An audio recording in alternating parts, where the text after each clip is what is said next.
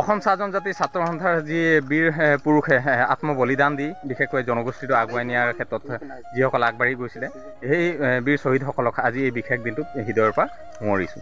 আৰু আজি আমি ওলাই গৈ আছোঁ আৰ্টছাৰ ডিব্ৰুগড় জিলা সমিতিয়ে আয়োজন কৰা সেই বিশেষ দিনটো যি শ্বহীদ দিৱস সেই শ্বহীদ দিৱস অৰ্থাৎ ডিকম চেঁচালৈ। আৰ্টছাৰ ৰাজগড় শাখাৰ সভাপতি মহোদয় বা বাকী বিষয়ববীয়াসকল আছে আৰু বাকী যিসকল আছে সকলোৱে এনেধৰণে বৰ্তমান আহি আছে।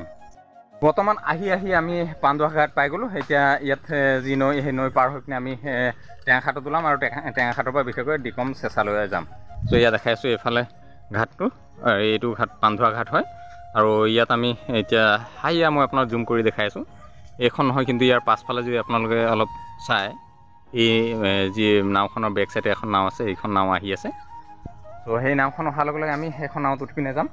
আৰু আপোনালোকক এইটো মুহূৰ্তত এটা ইনফৰ্মেশ্যন এটা দি থ'ব বিচাৰোঁ যে এই যিবিলাক ঘাট আছে এই ঘাটবিলাকত বিশেষকৈ যদি আপোনালোকে কেতিয়াবা আহ যাহ কৰে তো তেতিয়াহ'লে এই ঘাটবিলাক বিশেষভাৱে তেখেতসকলৰ এটা নিৰ্দেশনা বা তেখেতসকলে এটা নিয়ম এটা তেখেতসকলে বান্ধি লৈছে, য'ত আপোনালোকে যাওঁতে যদি আপোনালোকে ইয়াৰ যি নাও ভাড়াটো দিয়ে তেতিয়াহ'লে আপোনালোকে ঘূৰি আহোঁতে দিব নালাগিব, কিন্তু আপোনালোকে একেদিনাই যাব লাগিব আৰু একেদিনাই আহিব লাগিব। চ' এইটো আপোনালোকে অলপ জানি থোৱা এটা দৰকাৰ। চ' গোবিন্দা কি ফটো চটো ল'বা নেকি? অ'কে। চ' বাকী বন্ধুসকলো আহি আছে, চ' আপোনাৰ ভিডিঅ'ৰে একেলগে চাই থওঁ। চ' এয়া বন্ধুসকল ইতিমধ্যে নাওখন আহিছে আৰু এই ঘাটটোত পাবহি আৰু ইয়াৰ পৰা আমি এইখন নাওতে উঠি পিনি আমি যাম। চ' কিছুমানৰ প্ৰথম জাৰ্ণি চাওঁ আগলৈ।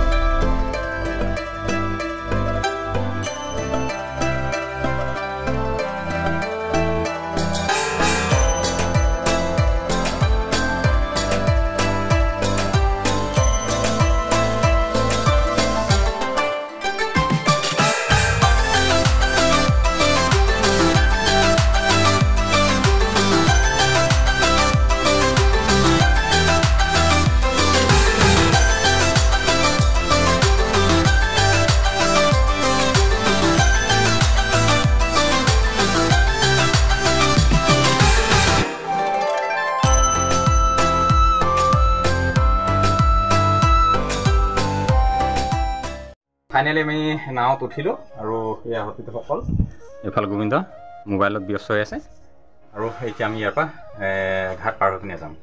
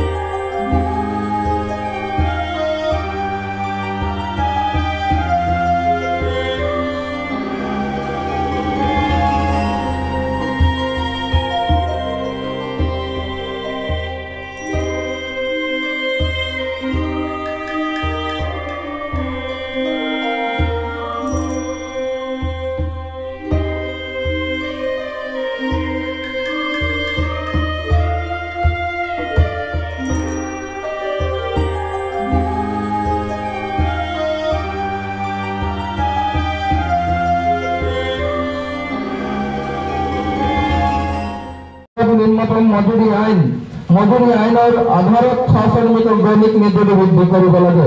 কিন্তু দৈনিক মজুৰি বৃদ্ধি কৰাৰ ক্ষেত্ৰতো প্ৰত্যেকটা চৰকাৰে আৰু মালিক পক্ষই কেৱল বঞ্চনা কৰি আহিছে। গতিকে আজি এই শ্বহীদ দিৱসত আমি সংকল্প লোৱাৰ দিন, আমি সিদ্ধান্ত লোৱাৰ দিন যে আমি গোলাম বুলি থাকিম নে আমি মানুহ হ'ম। আমি অধিকাৰবিলাক পাবলৈ হ'লে আমি কিন্তু সংকল্প লৈ আগবাঢ়ি যাব লাগিব আৰু তেতিয়াহে আমি হয়তো শ্বহীদৰ যি ত্যাগ, এই ত্যাগক আমাৰ প্ৰকৃত মূল্যায়ন হ'ব।